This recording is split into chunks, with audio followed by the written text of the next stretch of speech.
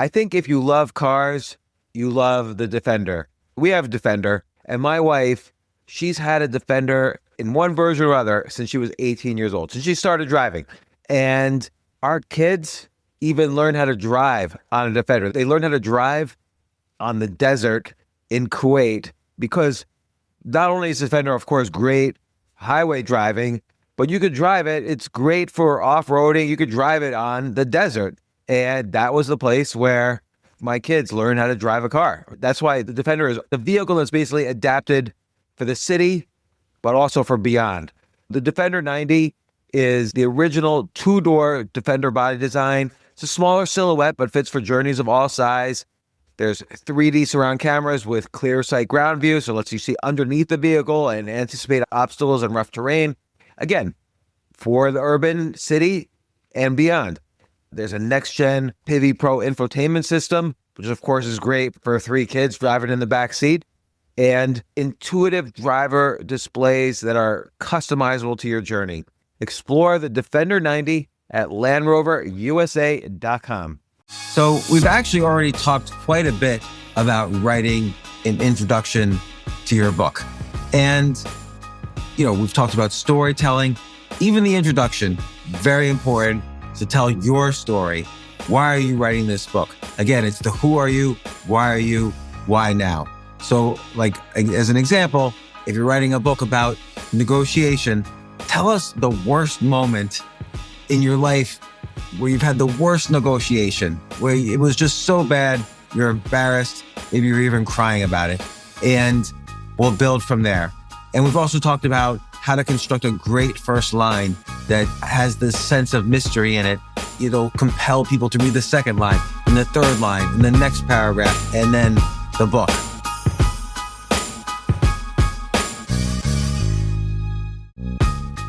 This isn't your average business podcast, and he's not your average host. This is the James Altucher Show.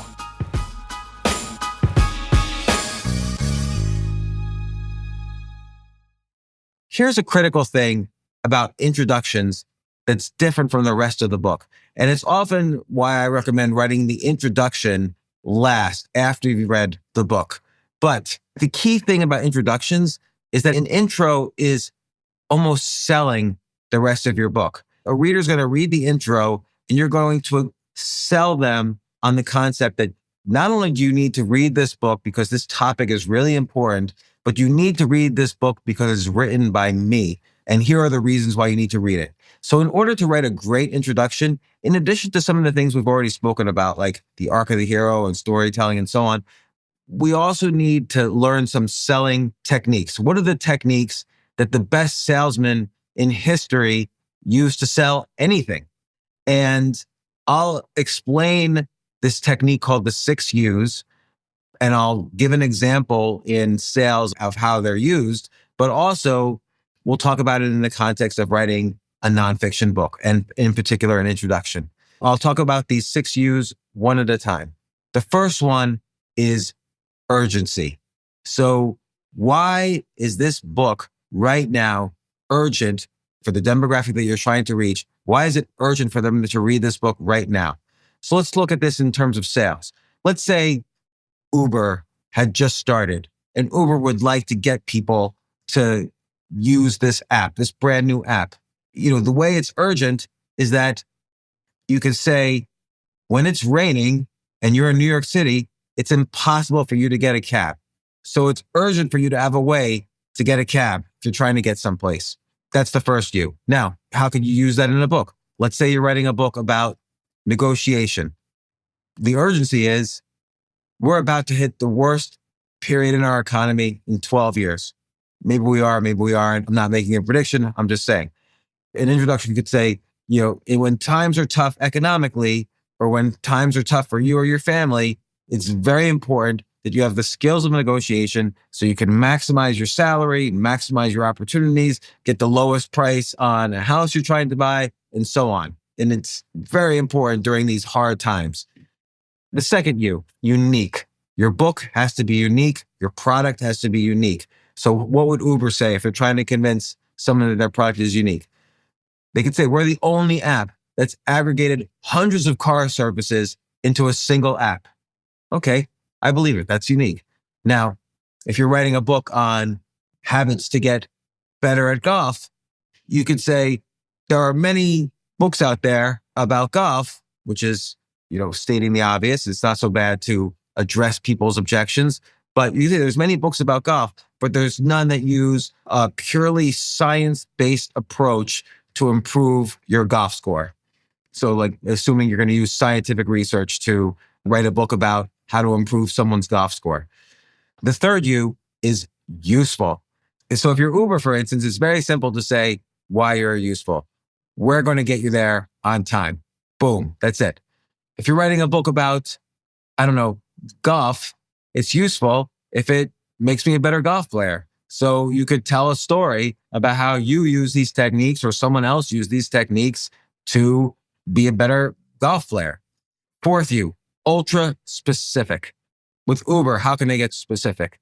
Well, they could say, we know exactly where you are because of the GPS on your phone. We have your credit card preloaded into the app, and a car is going to show up in 4 minutes, and it's going to take you using GPS exactly where you want to go. It's an ultra specific way of describing what the app does. Now, in a book, again, let's say it's a book about how to negotiate better. We're going to show you how to negotiate with your boss. We're going to show you how to negotiate with friends or a spouse. We're going to show you how to negotiate when you're trying to sell something. Basically summarize your table of contents. And that's ultra specific about what the book is going to do. Fifth U, user friendly. So I'll give an example from Uber. One click and a car shows up. It's user friendly, just one click. Let's say you're writing a book and you want to demonstrate that it's user friendly. You could tell a story. Always better to tell a story, but you could say, let's say the book is, just making this up, how anyone could build a robot. Well, the introduction could say, we're going to show you step by step every aspect of building a robot. And by the time you're done with this book, it doesn't matter if you're a nuclear scientist or straight out of kindergarten, we'll give you diagrams and everything you need to know to build a robot. And then the sixth U, the final U, and maybe the most important, is unquestionable proof. So again, I'll use the case of Uber. I can go to the App Store and see all the reviews. Oh, there's 1 million 5-star reviews. They got me where I needed to go, and it was fast and easy to use. So that's unquestionable proof that this is a good app. So why on Amazon, it's good to have good reviews to talk about your book. But unquestionable proof in the introduction might be, again, stories. Here's someone who used these techniques and they built a robot in 10 days, or their golf score went from 20 below par to par, or they were able to negotiate double the salary when they were just going for a 10% increase in salary. So unquestionable proof also could be data, like where we looked at 75 scientific papers and we broke each one down and we have very specific experiments that were used to prove that every one of these habits we recommend will improve your golf score. So it could be testimonials, it could be data, it could be testimonials from authority figures. So let's say you're writing about the 10 greatest presidents in US history, and you say Abraham Lincoln. Well, is this your opinion? Well, you can have other authority figures, like maybe, other people that others admire, say, yes, Gandhi maybe said Abraham Lincoln had a huge influence on the way I was able to make India independent. Or Martin Luther King could reference quotes of Gandhi, or other famous historical figures or figures you trust could say a testimonial about why Abraham Lincoln was a great president. So again, there's lots of ways to have unquestionable proof. It could be data, it could be testimonials, it could be authority figures, or it could be, again, your story. Like, I did these 5 techniques that I'm about to show you about, and I started beating the tennis pro at my tennis club. So that's proof enough for me if it worked for the author. So again, in summary, urgency. Why is this important for your demographic right now? Unique. What's different about this book than any other book? Because I might as well read the other books if it's not unique. Useful. What is this actually going to do for me? How is this going to actually improve my life if I read this book? Ultra specific. What are the specific things you're going to tell me so I can judge whether or not to read the rest of this book? User friendly. Is it going to be easy for me to do this? Like, oh, this is a book about cooking Mexican. What if I've never even cooked before? Will it be easy for me to follow the instructions? and unquestionable proof. Why does this work? Is there scientific data? Are there user testimonials? Is there some authority figure who says there's proof? Do you, the author, have a story that shows that proves that this works? So those are the 6 U's. You need them in every introduction. By the way, you might need them in every chapter or kind of the introduction of every chapter. So think about that as you're writing your chapters. But these 6 U's are useful in selling techniques. You just had an entire mini course on salesmanship by learning the 6 U's. But also, again, an introduction sells the rest of the book.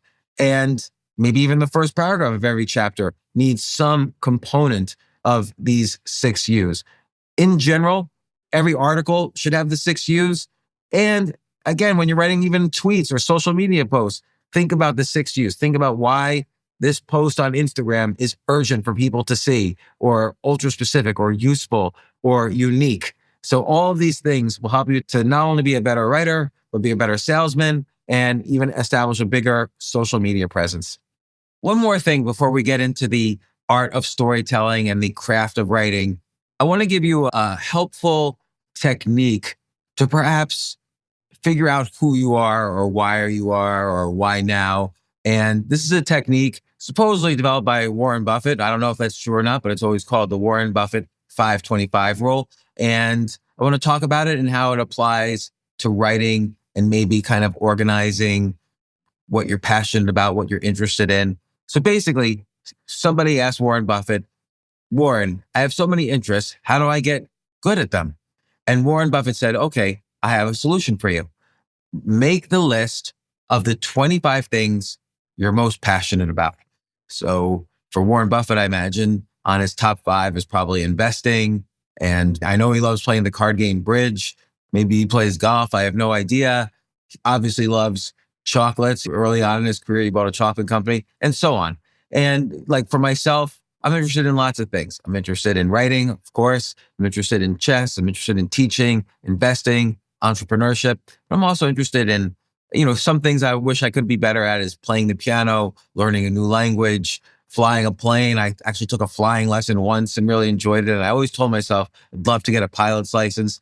Unfortunately, I probably have to get a driver's license first, which I don't have, but I would like to eventually get a pilot's license, or at least that's on my list of 25. Maybe working out more. I love science fiction. I love doing stand-up comedy. I've been on and off interested in making a TV show over the past 30 years. I've pitched a dozen times different TV shows to the networks. So I have a big list that fills at least the 25. Step 2, separate the list into 2 lists, the first 5 and the next 20. And then step 3, and this is the most important step, take this list of 20, crumple it up, throw it away, and never look at those 20 things again. Only focus on the first 5. And so why does he say that? Of course, you're interested in numbers 6 through 25, but you're not as interested in numbers 1 through 5. And his point is every minute you spend on the bottom 20 items of things that you're passionate about is a minute you spend away from mastering one of the first 5 things. So for instance, on my top 25 is poker. There was one year, 1999, I played poker for 365 days straight. I just loved it. I love the game. Even now, I love the game.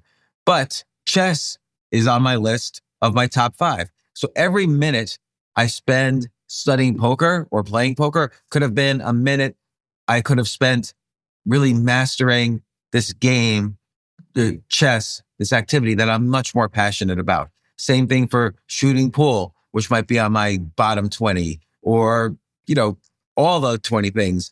Every minute I spend on those is a minute I could have spent working on my writing or working on entrepreneurship. Or my top 5 is teaching, like I'm doing here. I love to teach these types of courses and teach the things that I'm passionate about. So every minute that I'm out, I'll use poker again as an example, playing poker, I could have been spent thinking about how to teach writing, or I could have spent writing, or I could have spent studying chess or whatever. So that's his point, really. If you want to master something, it's okay to have lots of interests and lots of passions, but never spend time on the bottom 20. Always focus on getting better at the top 5. So why is this useful in writing? Well, Could be you're not passionate about writing, which is fine. Doesn't mean you shouldn't write a book. But let's say your interests are habits to improve your life and golf and science or whatever. You could now think about, okay, here's topics I could write about. Maybe I could write a book about the 30 best habits to become a better golf player. Or maybe you can use one of the bottom 20 to get examples to help you. Like maybe science and physics is in your bottom 20, but golf is in your top 5. Well, that's great. Now you can maybe combine interests and you can write a book, The Science of Getting Better at Golf. Now, I'm not saying you should write those books. I'm going to get to the book frameworks in a little bit, but do this exercise. Make your list right now or whenever you have time today, your top 25 skills and subjects that you're passionate about that you would like to get better at, and separate out and see what the top 5 is and what the bottom 20 is. And this is going to help you later when we figure out what it is you're going to write your book about. Now, if you already know the website notepad.com, notepd.com, this is where I write my list. And in fact, I wrote my list of top 25 items there. It's there now for me to look at and keep track of. In any case, 525 rule is very important. This episode of the James Altucher Show is sponsored by BetterHelp. Listen, as many of you know, I have gone broke. I've been depressed. All sorts of things have happened to me. And therapy has literally saved my life. And sometimes, though, it's expensive. It's expensive either in money or in time, but your mental health is worth it. But that's why with BetterHelp online therapy, you can save on average up to 50% per session. Like your mental health is worth it. And with over 30,000 therapists, BetterHelp is the world's largest online therapy platform, and it's helped over 5 million people globally. Your well-being is completely worth it. So visit betterhelp.com/James to get 10% off your first month. That's BetterHelp, HELP.com/James. I think if you love cars, you love the Defender. We have Defender, and my wife, she's had a Defender in one version or other since she was 18 years old, since she started driving. And our kids even learn how to drive on a Defender. They learn how to drive on the desert in Kuwait because not only is Defender, of course, great highway driving, but you could drive it. It's great for off-roading. You could drive it on the desert. And that was the place where my kids learned how to drive a car. That's why the Defender is the vehicle that's basically adapted for the city, but also for beyond. The Defender 90 is the original 2-door Defender body design. It's a smaller silhouette, but fits for journeys of all size. There's 3D surround cameras with clear sight ground view, so it lets you see underneath the vehicle and anticipate obstacles and rough terrain. Again, for the urban city and beyond. There's a next-gen Pivi Pro infotainment system, which of course is great for 3 kids driving in the back seat, and intuitive driver displays that are customizable to your journey. Explore the Defender 90 at LandRoverUSA.com. Ryan Reynolds here from Mint Mobile. I don't know if you knew this, but anyone can get the same premium wireless for $15 a month plan that I've been enjoying. It's not just for celebrities. So do like I did and have one of your assistants switch you to Mint Mobile today. I'm told it's super easy to do at mintmobile.com/switch. Upfront payment of $45 for 3-month plan, equivalent to $15 per month required. Intro rate first 3 months only, then full price plan options available. Taxes and fees extra. See full terms at mintmobile.com. This is a mini meditation guided by Bombas. Repeat after me. I'm comfy. I'm cozy. I have 0 blisters on my toes. And that's because I wear Bombas, the softest socks, underwear, and t-shirts that give back. One purchased equals one donated. Now go to bombas.com/Wondery and use code Wondery for 20% off your first purchase. That's BOMBAS.com/Wondery and use code Wondery at checkout. Somebody asked me when I first wrote about this, and I have a chapter about the 525 rule in my book, Skip the Line. But somebody asked me, well, what if I want to get better at all 25? Why do I have to master the first 5? What if I just want to get better at all 25? That's fine too. No one says you have to only master or get better at 5 things. But I just want to add, there's a lot of research into happiness and well-being. And there's an entire field about this called positive psychology. And positive psychology doesn't really acknowledge that happiness exists. Happiness tends to be fleeting, and every day there's moments that are happy and moments that are sad. But well-being is what they talk about, is this ongoing feeling of improvement and contentment with your life. And they say there are 3 components to well-being.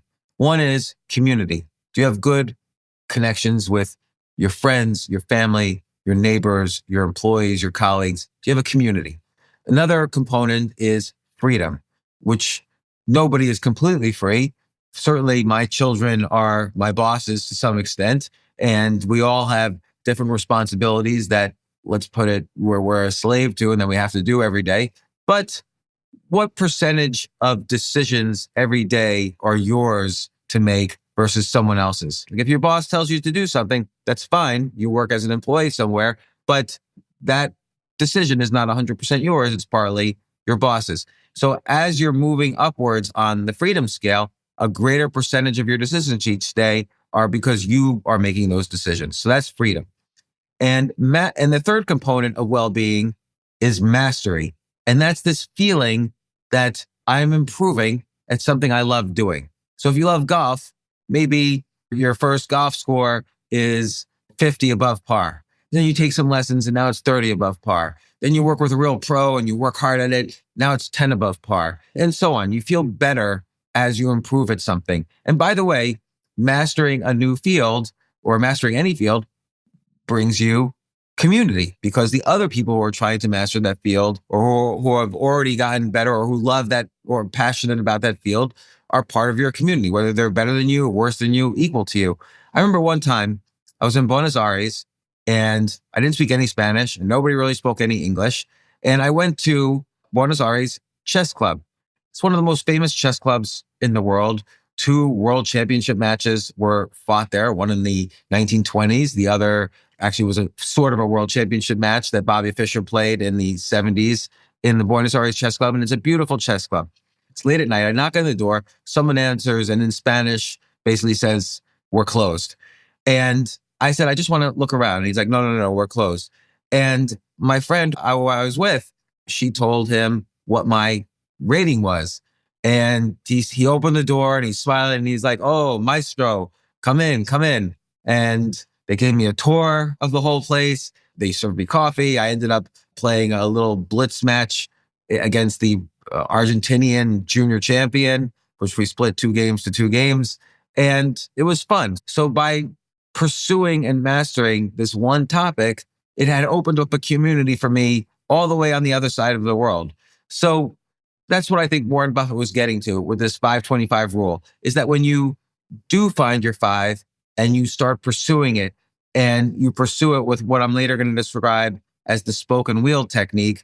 But in general, if you write a book about it, if you do a podcast about it, if you become known in the area, you build community and you can relate to other people no matter what their language, what their geography, what their demographic. You can relate to them and that becomes your community. So it adds to your general contentment in life, your general well-being. So whether this 5-25 rule, you use it to figure out what you're going to write about, or you use it to just improve your life and community in some area, I think it's an important part of this course and it gives you things to think about. So do that exercise.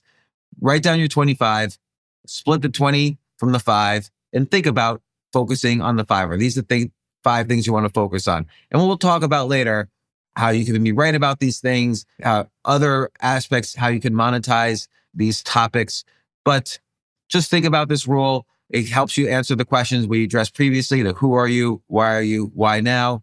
I'm going to tell you about one of the most useful tools for writing and editing that you will ever see, and hardly anybody knows about it. In fact, a friend of mine sent me an article this morning to help him edit, and I used this exact tool before I even read the article, just to kind of get an idea. But okay, what is this mysterious tool? It's called the Flesch-Kincaid score. And sometimes it's abbreviated as the F-K score, which almost sounds a bit crude, the FK score, but it's an invaluable tool. If you Google FK score calculator, it'll take you to a bunch of pages you could basically cut and paste a piece of text, a story, an article, even an entire book into a screen, and it will tell you the grade level, the academic grade level that the book is written at. So it's very interesting. You would think very good books are written at a high grade level and very bad books are written at a low grade level. That's not true at all. For instance, Ernest Hemingway's book, Old Man and the Sea, which arguably helped Ernest Hemingway win the Nobel Prize in Literature, Old Man and the Sea is written at about a 5th grade level. The Harry Potter books are written at about a 7th grade level. The Stephen Hawking's book, A Brief History of Time, which everybody claims they've read, but no one's actually read, is written at about a 14th grade level. And so how does it do this? Why is this a useful score? Well, it turns out that right about the 5th through 7th grade levels are the most readable books for adults. This is important for adults. I don't care about 5th, 6th, and 7th graders unless I'm writing a book for that audience. But when I'm writing a book for adults, and there's a lot of evidence for this, most people want to read books. They don't even realize they want to read this, but most people read books at a 5th, 6th, or 7th grade level. Again, Harry Potter books are some of the most widely read books of all time. They're written at about between a 6th and 7th grade level, depending on which book you're talking about. And Jurassic Park, which was more popular as a movie than as a book, was written at about a 10th grade level. Old Man and the Sea at about a 5th grade level. One friend of mine was an academic, and he sent me one of his papers to read. And I put it in. It was written at a 26th grade level, which was ridiculously unreadable. So here's what the FK score takes into account. It looks at basically the number of syllables per word and the number of words per sentence. Simple. And there's an exact mathematical formula that's been tinkered with for decades. Actually, it was the US Navy that originally came up with the FK score. But the point is that you want to reduce the number of syllables in your words. So don't use fancy vocabulary in any of your writing. Just write how you talk. Simpler is better. And you want to have few words per sentence, which is why I actually don't like to have a lot of commas in my articles or books, but break things up into periods. And if I was to try to improve the FK score, I would say how many sentences per paragraph. The more sentences, the less readable. So you like to have a lot of white space in your writing. So I try to break up my paragraphs as much as possible. No more than 2 or 3 sentences per paragraph. Now, sometimes you might think you need 4 or 5 sentences, but always try to break it up. If you look at some of the best writers out there, Hemingway, Kurt Vonnegut, Charles Bukowski, Raymond Carver, Toni Morrison, some of their paragraphs are just 1 sentence. So again, fewer syllables per word, fewer words per sentence, fewer sentences per paragraph. Keep it simple. It's interesting. Somebody calculated the FK score of 2,000 different Wikipedia biographies. So they looked at sports figures, scientists, politicians, all sorts of biographies of people. So it turns out the most readable Wikipedia biography pages were sports stars. Like, for instance, Kareem Abdul-Jabbar and Larry Bird, who are both basketball players, they had roughly an FK score of 70, which means they're roughly a 7th grade level. But biographies of mathematicians were at like a 12th grade level, so they weren't very readable. Again, it's considered fairly easy to read if it's at a 7th grade level. Above that, no good. So always try to keep your FK score at a 7th grade level. And again, you can find FK calculators all over the internet. And if you want to improve your FK score when you're editing, replace commas with periods wherever you can and reduce the number of syllables per word, meaning use simpler language. Don't try to use fancy, flowery language. And my added suggestion to that is have more paragraph breaks. Don't have your paragraphs be like this huge mess of words. Have it be very readable so it's very easy to understand. So again, use the FK score to improve your writing. I want to tell you how I'm going to start my next business. And I just want to say, I always have a hard time with paperwork. Like, how do I register an LLC? What state do I do it in? What forms do I fill out? I'm incompetent when it comes to any kind of paperwork, but I'm going to use this company, Northwest Registered Agent. That's Northwest Registered Agent.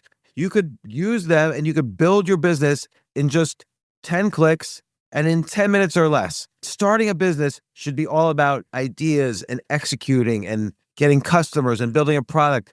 It shouldn't be all this complicated rules and paperwork, but Northwest Registered Agent makes it super simple. They've been helping businesses launch and grow for nearly 30 years. They know what they're doing. And if you want to build your business while keeping your business information secure, Northwest is the partner you need. So don't wait.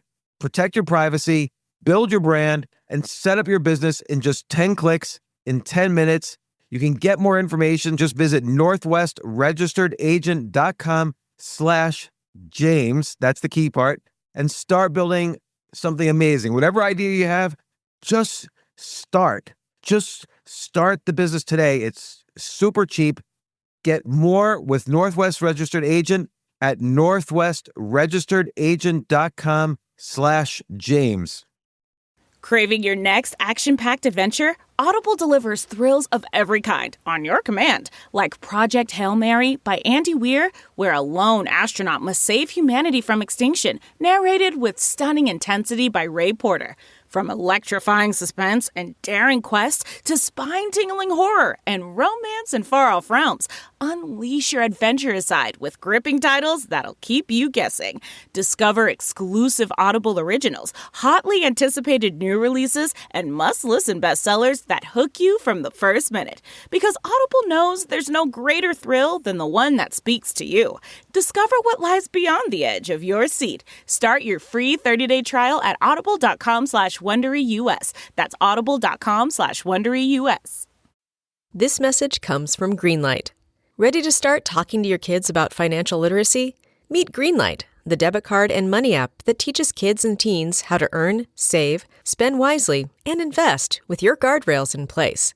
With Greenlight, you can send money to kids quickly, set up chores, automate allowance, and keep an eye on your kids' spending with real-time notifications. Join millions of parents and kids building healthy financial habits together on Greenlight. Get started risk-free at greenlight.com/Wondery. Mochi Health is here to help you start your weight loss journey with caring, personalized support. Meet one-on-one with board-certified obesity doctors and registered dietitians who truly listen and understand your unique needs. Eligible patients can access affordable GLP-1 medications delivered right to their door each month. No insurance? No problem. Mochi Health accepts FSA and HSA, making care accessible and affordable. And with 24/7 customer service, you'll never feel alone on your path to better health. Get started with Mochi Health today. Take the free quiz at joinmochi.com and use code AUDIO40 at checkout for $40 off your first month of membership. That's joinmochi.com with promo code AUDIO40. Oh, we're back. Sorry, I was playing with this abacus instead of writing my latest chapter in my latest book. And sometimes I'm watching TikTok videos or YouTube videos. Sometimes I'm playing a game. Sometimes I can't even get myself to sit down to write the next chapter or the next word. There are many reasons people get writer's block, or an inability to just sit down and write. So I'm going to give you 9 ways that work for me to overcome writer's block. And I've gotten writer's block quite a bit over the years. I remember about 10 years ago, it would be a common thing. I would sit down at the desk, and if it took even like an hour to get me to start writing, my wife knew to just back away very slowly from me if she could see that I was upset because of my writer's block. Like I couldn't even talk before I started writing. But here's what's worked for me, and I hardly ever get writer's block anymore. First off, I'll just be honest, coffee, just drinking a stimulant in the morning and then writing, that helps a lot. It gets the mind juices flowing. Second, reading great books. Even if I've read them before, sometimes reading like a really good book that I've enjoyed and just feeling that author's voice gets me thinking in a writer's way. So I always like to read a little bit before I write. Second, very important, I think it was Seth Godin who told me. Seth Godin's one of my favorite nonfiction writers. He writes a lot about business. Seth Godin once told me, listen, do you ever get talker's block? And the answer is no. If you ask me about any subject, within a few seconds, I'll be able to talk about it, even if I know nothing about that subject. So you want to write the way you would talk. So think about the topic you're writing about and talk about it, but talk into the page, talk into the screen. And if you're looking for a topic to write about, that's another story. So sometimes I will surf the web a little bit to look for inspiration, particularly if I'm writing articles. Not if I'm writing a book, because a book I've already outlined and I know how to research the book and so on. But if I'm writing a blog post or an article, I remember one time I saw this photograph. I think I was on a website called Boing Boing, and I saw a photograph of the great jazz musician Louis Armstrong, who I knew nothing about. Knew nothing about jazz. I knew nothing about Louis Armstrong. But I saw this picture of Louis Armstrong playing a trumpet with pyramids in the background. He was in the desert in Egypt, and pyramids were in the background. And he was standing on sand, and he was playing the trumpet, and this beautiful woman was sitting next to him, listening to him. And I was wondering just what brought him to this scene, what created this photograph. And that gave me the inspiration to research Louis Armstrong. And I found all these crazy things. So I wrote an article about it. And so that got me just surfing for interesting photographs or stories, gave me some inspiration. Another way that I've gotten over writer's block is start in the middle. And this is very important. Let's say I'm writing an article about how to be a great investor. I might not want to start with the introduction because I might not yet know what the article is about.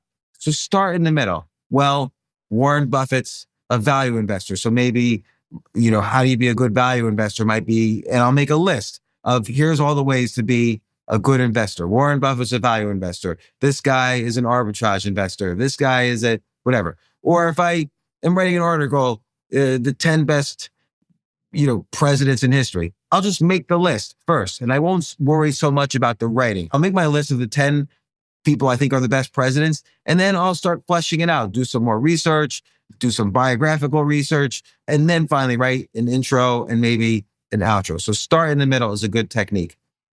Another technique, if it doesn't bleed, it doesn't lead. Start with the blood. We've seen this example where I talked about some of the best first lines I've ever read in books and the importance of the first line, but start talking about yourself. If I was writing an article about investing, maybe I would start with, in 2002, I lost millions of dollars investing and I went broke. I start with my own bleeding. I make myself vulnerable, which leads to another technique. Make yourself the bad guy, because people always want to read about you admitting some flaws. I think it was Carrie Fisher who said, nobody wants to read about handsome, rich people who have nothing but success. Nobody. But they do want to read about flaws, and villains are always more interesting. So for instance, when I wrote my book, The Power of No, I remember one of the chapters I started off with, one time I broke up with a girlfriend by sending her a text breaking up. And of course, that makes you should try to be as honest as possible and not break up that way instead of just this text that ends things. But I made myself the bad guy, and that got me writing and telling that story, and then, led to the rest of the chapter of that book. Another important technique, start at the same time every day. Now, this technique might be good for you, might not. It's good for me. I know if I wake up at a certain time and I start writing at a certain time, my brain and body are ready to write. Maybe that works, maybe it doesn't. This is just a suggestion. Try starting at the same time every day so you get in the habit of your brain knows this is now the time to write, and the writing starts to flow. And final technique I want to talk about is what's making you angry. Like, get angry and solve the problem. So for instance, right now, I might be angry. Oh, the Federal Reserve is hiking rates in order to stop inflation. And I might come up with 10 reasons why they shouldn't do this. Well, it doesn't really stop inflation. Here's why. It could cause the economy to go into a recession. It could cause housing prices to go down too much, and that's a third of the economy. I can get angry and just write my list and then flesh out the list. Like, why is it that housing prices will go down? Or why is it that the economy might go into a recession? And then I could write the introduction by bleeding, last recession, I went broke. And so I don't want it to happen again. I remember one time one of my daughters was applying for college, but she didn't really know what she wanted to study. She didn't know why she was going to college. She had no good reasons. And so why should someone spend $60,000 a year to send or borrow $60,000 a year to send this kid to college? So I was angry. And it turns out college tuitions have risen faster than inflation every year for the past 60 years in a row. So I was getting angry thinking about it. So I started making a list. What are alternatives to college? And I ended up writing a book, 40 Alternatives to College. And by the way, that was a book I wrote in just a few weeks, published it on Amazon. And in the category of college education for a while, it was the #1 best-selling book. So anger got me out of writer's block. So those are 9 techniques. They're all useful. I would say start in the middle has been throughout time the most useful one for me, because usually I have a vague sense of what I want to write about, but I might not be sure how I want to start it or what stories I want to tell. So forget all that. Make your list, like how to be a better public speaker. Here's my list. And then I might tell a story of a time I was really afraid of public speaking. And then in the list, I'll flesh it out. Why is this good? Why is this bad? And try to tell stories for each point in the list. And so all of a sudden, everything starts to flow. So start in the middle. And again, remind yourself, you never get talker's block. So write the way you would talk. Then try coffee, try reading some of your favorite writers, make yourself the bad guy. If it doesn't bleed, it doesn't lead. Look around for inspiration and so on. So I've already talked about a lot of writing techniques. We talked about writing techniques in the art of storytelling and the arc of the hero. We talked about writing techniques actually in the section on avoiding writer's block. So for instance, when avoiding writer's block, I mentioned you should start in the middle. If it doesn't bleed, it doesn't lead. Like these are also writing techniques. And very important, when I talked about the Flesch-Kincaid score or the FK score, the one tool that is most useful to improving or editing your writing, I talked about use simple language, don't use words with a lot of syllables, use periods more than commas, few sentences per paragraph, keep it simple, keep it at a grade level between 5th and 7th grade level. So these are all very useful writing techniques. And the best way to get better at writing is simply to write. And second best way to get better at writing, I'm sure everyone has told you this and you already know this, but is to read. Read authors you like. Read great authors. Read authors who inspire you. And you'll get a sense of how great published writers write. So the more you read, the better writer you be. And the more you write, the better writer you'll be. But I'm going to get to some specific suggestions. They're not organized in any way. We're just going to get right into it. But one other important technique, and this is useful for books, articles, tweets, blog posts. I'll admit I don't always do this because maybe I'm writing in a cafe and I don't want to do this, but here's the technique. Read out loud what you've written. Sometimes when I read out loud what I write, I realize, oh, that's not really what I would say. Or sometimes I'll even feel a little cringy, like, oh, did I really just say that? So this is a valuable technique. It was written about by an author, William Zinsser. I think he was a journalist, but his book was read widely by every journalist, called On Writing Well. And his main advice from this book was read everything out loud while you're editing, before you submit it for publication. The person who referred me to that book and who told me that advice was Stephen Dubner, who wrote, among other things, Freakonomics. He told me he reads out loud everything that he writes. And he asked me if I do the same. I said I didn't, but then I started doing that as much as I could. So that's main advice. But I'm going to give you some other advice. Some of it's going to sound a little bit strange, but it works. And we'll look at examples. First piece of advice, and it's going to sound strange, when you write something, an article, a chapter, a book, whatever, take out the first paragraph and take out the last paragraph and then read it again. Very often, even if you know this rule, if you take out the first paragraph and the last paragraph, it reads better. And it's odd to say, even if you know this rule, because you might think to yourself, okay, I already took out the first paragraph or what I was considering to be the first paragraph. And now he wants me to take out another paragraph? Yes. Because even knowing this paragraph, I find for my own writing, it almost always reads better if I take out part or all of the first, sometimes even the second paragraph, and if I take out the last paragraph. Why does this work? I don't always know, but I suspect it's because it's when you get into the meat of an article, it sort of flows a little better. And sometimes it's very hard to start and finish an article.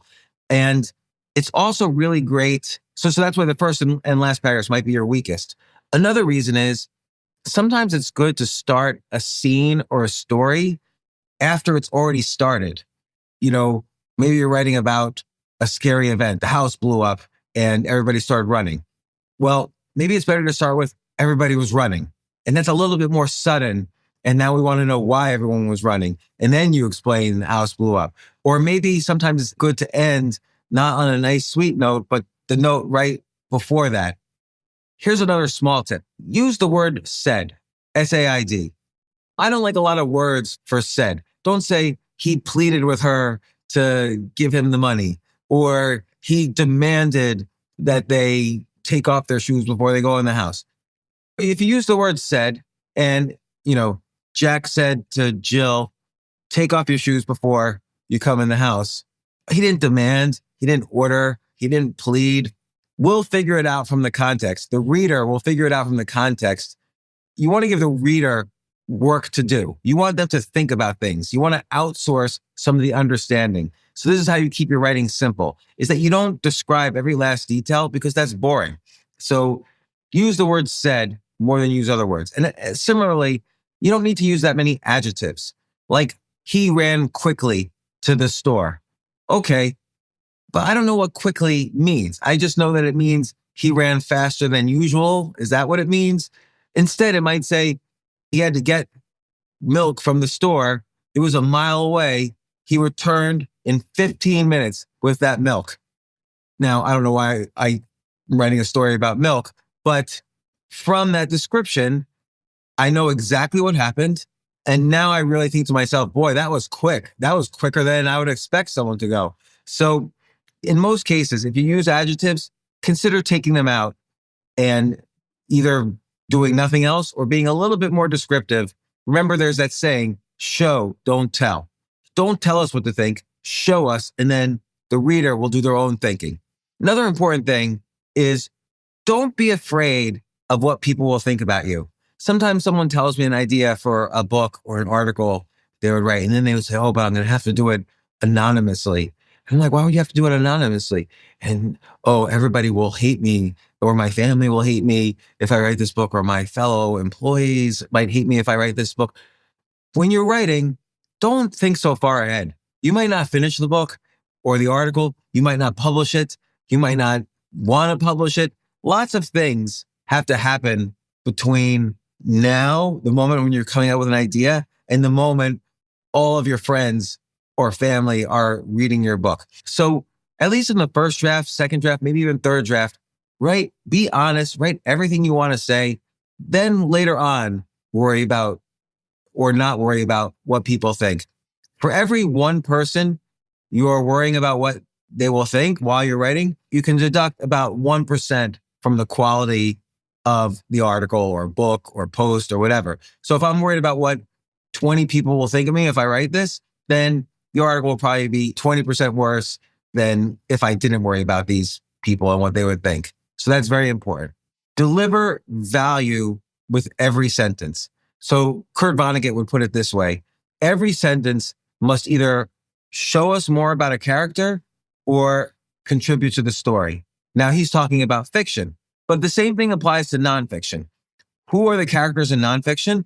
Well, first off, the author is the main character in a good piece of nonfiction because the author has experienced researching the topic, has maybe stories of their own about the topic, and so on. That's particularly true for what's a category called literary nonfiction, where you are writing a little bit about yourself in a nonfiction story. But in a work of nonfiction, you're still writing many stories. Every point you make in a nonfiction book should contain stories. You don't just say George Washington was the best president, Thomas Edison was the best inventor.